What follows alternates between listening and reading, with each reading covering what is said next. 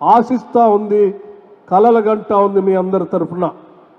అందుకే చాలా ధైర్యంగా రాష్ట్ర ముఖ్యమంత్రి చెప్తా ఉన్నాడు, 1 కోటి మంది మహిళల్ని కోటీశ్వరులుగా చేస్తాము, ఎన్ని ఆర్థిక ఇబ్బందులున్నా వడ్డీ లేని రుణాల కోసం ఏమాత్రం వెనకడుగు వేయమని చెప్పి చాలా స్పష్టంగా చెప్తూ ఇచ్చినటువంటి వడ్డీ లేని రుణాలను వ్యాపారం చేసుకోవడానికి కావలసిన మార్గాల్ని కూడా చూపిస్తూ ఉన్నారు.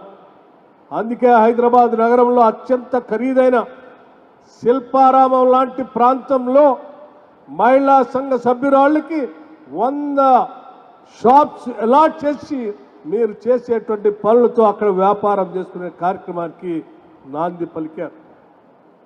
వేదిక మీద ఉన్నటువంటి పొన్నం ప్రభాకర్ గారు రాష్ట్ర వ్యాప్తంగా రవాణా సౌకర్యం ఆర్టీసీ ద్వారా కల్పిస్తూ ఉన్నాం, ఎంతో మందికి ఆర్టీసీ బస్సులు కొనుగోలు చేసి ఆర్టీసీకి పెట్టించేటువంటి వ్యాపారస్తులకు ఇస్తూ ఉన్నాం. కానీ ఇప్పుడు మాత్రం ఈ రాష్ట్రంలో ఉన్నటువంటి మహిళలు, మహిళా సంఘ సభ్యురాళ్ళు, డ్వాక్రా సంఘాలతో ఎవరైనా ముందుకు వస్తే వాళ్ళ కొనుగోలు చేసేటువంటి బస్సులన్నింటినీ ఆర్టీసీలో కిరాయికి పెట్టుకొని వాళ్ళకి కిరాయి ప్రతి నెల చెల్లిస్తామని చెప్పి ఇప్పటికే 150 బస్సుల్ని ఈ రాష్ట్రంలో మహిళా సంఘ సభ్యురాలతో ఆర్టీసీలో పెట్టించడమే కాకుండా ఇంకా ఒక 450 బస్సుల్ని సీతక్క గారి ఆధ్వర్యంలో సెల్ఫ్ హెల్ప్ గ్రూప్స్ ద్వారా వడ్డీ లేని రుణాలు ఇప్పించి ఆ 450 బస్సులు కూడా ఆర్టీసీలో పెట్టుకోవటానికి వారు ఒక స్కీమ్ తయారు చేసుకుని ముందుకు పోతా ఉన్నారు. ఈ రాష్ట్రంలో మహిళలు మహాలక్ష్ములుగా ఉండాలనేదే రాష్ట్ర ప్రభుత్వం యొక్క ఆశ, ఆలోచన. అందుకోసమే మహిళలందరికీ కూడా రాష్ట్ర వ్యాప్తంగా ఉచితంగా ఆర్టీసీ బస్సులో ప్రయాణం చేయడానికి అవకాశం కల్పించడమే కాకుండా వాళ్ళు తిరిగే ఆర్టీసీ బస్సులు కూడా కొనుగోలు చేసి ఆ బస్సులకి యజమానులుగా కూడా కావాలని ఈ రాష్ట్ర ప్రభుత్వం కోరుకుంటుంది. దానికి కావలసిన వడ్డీ లేని రుణాల్ని ఈరోజు డ్వాక్రా సంఘాల ద్వారా ఇచ్చే ఏర్పాటు కూడా చేస్తాం.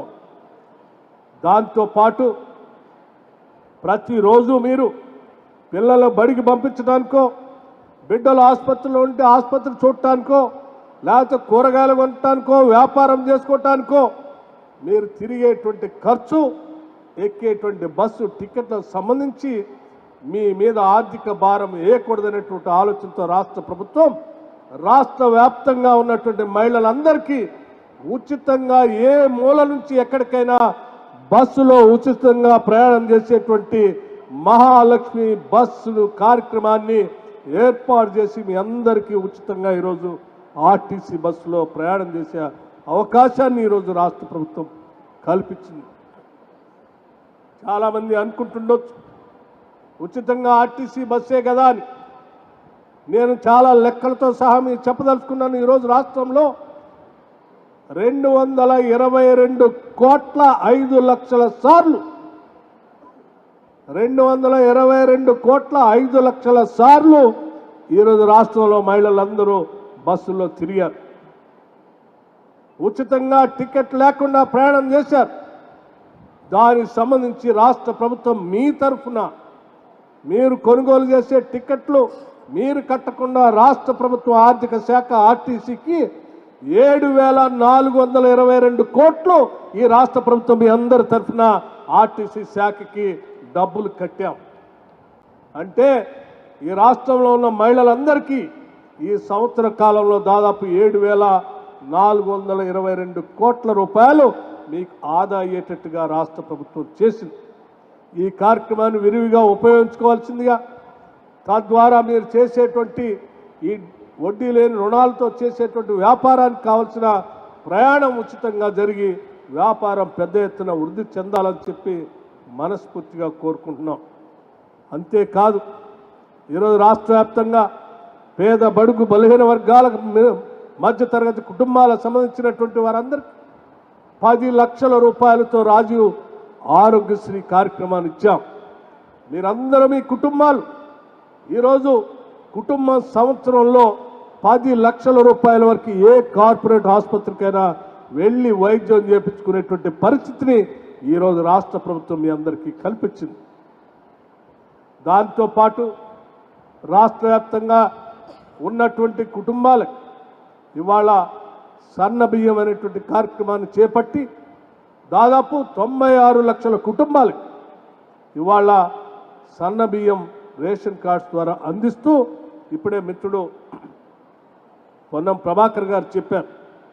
దాదాపు 41,000 కొత్త రేషన్ కార్డులు ఇక్కడ ఇచ్చారని. ఆలోచించే 10 సంవత్సరాలు పెళ్లిళ్ళు అయినటువంటి వాళ్ళు రేషన్ కార్డు కోసం తిరిగి అలసిపోయారు తప్ప ఆనాటి ప్రభుత్వం కొత్త రేషన్ కార్డులు ఇవ్వాలని ఆలోచన చేయలేదు.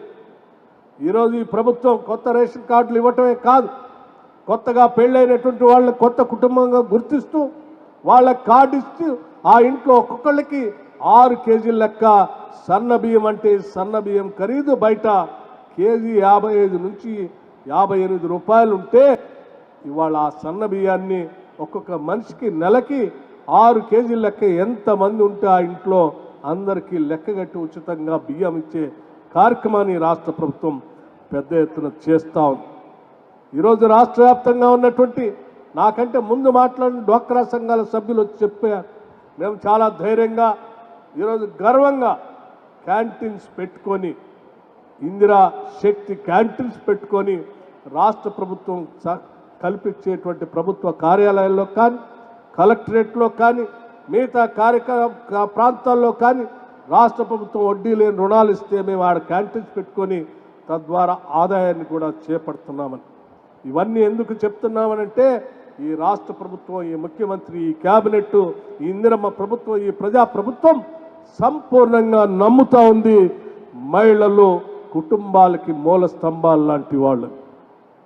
ఈ శక్తివంతమైనటువంటి మూల స్తంభాలుగా ఉన్నటువంటి మహిళలు ఆర్థికంగా బలంగా నిలబడగలిగినప్పుడు ప్రతి కుటుంబం కూడా బలంగా నిలబడుతుందని చెప్పి ఈ రాష్ట్ర ప్రభుత్వం నమ్ముతా ఉంది.